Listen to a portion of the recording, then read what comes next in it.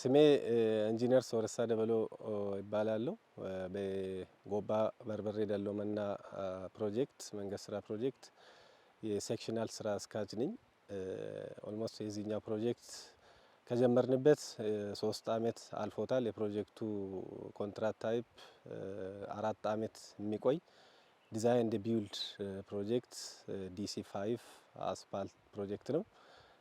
አሁን ያለበት የመንገዱ ስራ የአፈር ሙሊትና ቁፋሮ ኤክስካቬሽን እና ኢምባንክመንት ማለት ነው። ወደ 82% አካባቢ የተገባደደ ሲሆን የአስፋልት ስራዎችና የቤዝ ኮርስ ስራዎች አንጻራዊ ወደ 10 ኪሎ ሜትር ገደማ ያጠናቀቅ ሲሆን ኪሎ ሜትሩ ወደ 133 ኪሎ ሜትር ርዝመት ያለው ሲሆን የዲዛይን ስራ ወደ 20 ኪሎ ሜትር ሲቀረው አብዛኛው የውሃ ማፋሰሻ ቦዮችና ካልቨርቶች፣ ቱቦዎች እንደዚሁም ድልድዮች በዋናነት በማጠናቀቅ ላይ የሚገኙ ይሆናሉ። ከዚህ በኋላ 1 አመት ከ2 ወር ገደማ የሚቀር ፕሮጀክቱ ጊዜ ቆይታ ይሆናል። በዚህ 1 አመት ከ2 ወር አካባቢ ያሉት የፕሮጀክቱ ዋና ስራዎችን የምናጠናቅቅበት ሁኔታ ላይ እንገኛለን። በአሁኑ ጊዜ ክሬሸሮች 4 ክሬሸር በአክቲቭ እየፈጩ ይገኛሉ። እነሱም ቤዝ ኮርስ እና የአስፋልት አግሪጌት እየፈጩ ናቸው። 2 አስፋልት ፕላንቶችም ኢፌክቲቭሊ በሁለቱም ሳይድ በጎባ ሳይድ እና በበርበሬ ሳይድ አስፋልት ፕላንቶቹ ተተክሎ ተጠናቋል።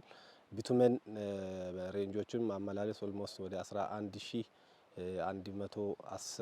ድራሞች ፕሮጀክት ላይ ደርሷል። በቅርብ ጊዜ በበርበሬ ሳይድ ያለውን አስፋልት ስራ እንጀምራለን። አሁን በጎባ ሳይድ ያለው አስፋልት ስራ እየተሰራ ነው የሚገኘው። አጠቃላይ የፕሮጀክቱ አፈጻጸም ጥሩ ደረጃ ላይ የሚባል አፈጻጸም ላይ ያለው የስራ ተቋራጩ የአለማየሁ ከተማ ጀነራል ኮንትራክተር በአውራ ጎዳና በገባው ውል መሰረት በአሪፍ አፈጻጸምና በጥሩ ኳሊቲ ደረጃውን በጠበቀው መንገድ የተሰራ መሆኑ ይገኛል። የፕሮጀክቱ አጠቃላይ ስታተሱ ይህን ይመስላል።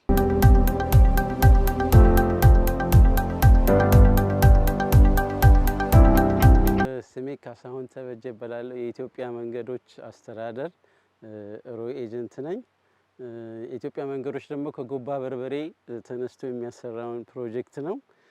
ፕሮጀክቱ በአሁኑ ሰዓት አፈጻጸሙ ጥሩ ውጤት ላይ ነው ያለው።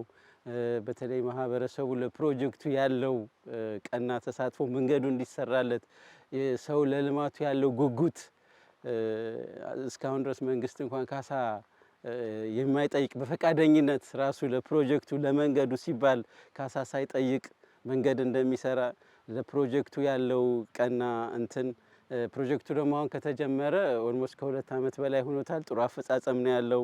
ፕሮጀክቱ የስራ እንቅስቃሴ በ2 ሽፍት ነው የሚሰራው። አንዱ ሽፍት ጠዋት እስከ 12 ሰዓት ሌሊትም 24 ሰዓት ነው የሚሰራው። ጥሩ የአፈጻጸም ደረጃ ላይ ነው ያሉት። በተለይ ደግሞ መሰረተ ልማቶችን በተመለከተ ያው ከክፍያ ጋር ስለሚያያዝ የኢትዮጵያ መንገዶች ክፍያ ይከፍላል።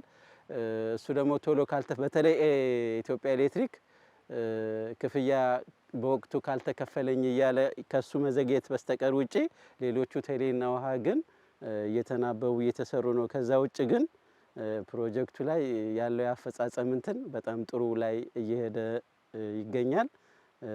ለልማቱም ስራ ደግሞ ማህበሩም ቀና ተሳትፎ እያደረገ ያለ ነገር ነው እና ፕሮጀክቱ ከሞላ ጎደል ያለው የስራ እንቅስቃሴ ይህንን ይመስላል።